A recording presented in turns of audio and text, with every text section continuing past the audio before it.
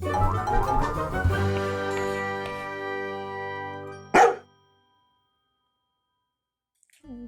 is Hanna. Sometimes we call her Hanna Bear, sometimes we call her Hanna Banana. She came to us a year ago in October from Philly Act. At that time, she was time-stamped because of her physical condition.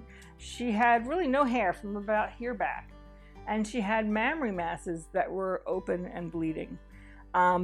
She was a sad sight to see. Her skin was thick and scaly. She was a sad-looking soul. They had named her at the shelter, I think her name was the Roamer, because she was a stray. When she came to us, I knew the only thing I could promise was that we would love her. Her blood work initially wasn't that bad, but we needed to have some time to reduce her mammary masses through using some holistic techniques so there'd be enough skin to actually take them away and close the incisions. And in the 3 or 4 weeks it took us to get her physically, nutritionally, exercise ready, she had declined to the point where she wasn't eating.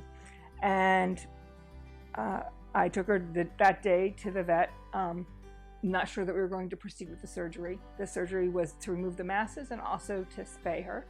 And her white count was off the charts. Her labs were abnormal, but her organ function was still good. On chest x-ray, it looked like the cancer had spread to her lungs.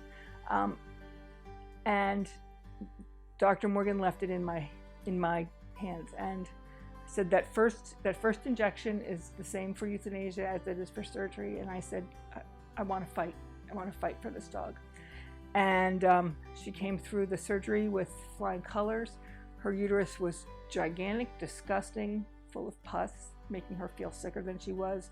The mammary masses, although we had cleaned them up and we were getting them to reduce through neoplacine, they were just draining the life out of her. And within 2 days, she was a different dog. And when she went for her post-operative exam, she actually was bad in the car. And she started feeling well enough to chase our poor old cat. And it was just beautiful to see her go from such a broken soul to a beautiful dog, inside and out, who had opinions. And she's very sweet, but she's got her ways, and we needed to adjust, and it was extremely rewarding.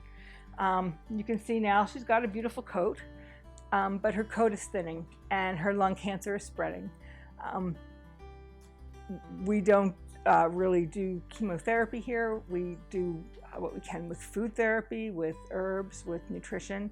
And she has started the keto diet, which is a fat-based diet.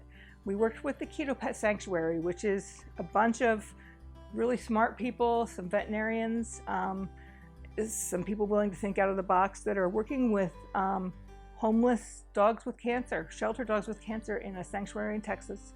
And they're able to get some longevity out of these dogs and to help them have a better life. And some of the dogs are even getting cured and getting adopted, which is amazing.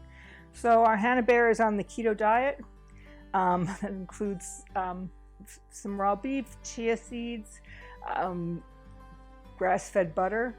We've tried this diet for other dogs. Not every dog is willing to eat that kind of food. If they are, we do think that it's given them a tremendous amount of quality time.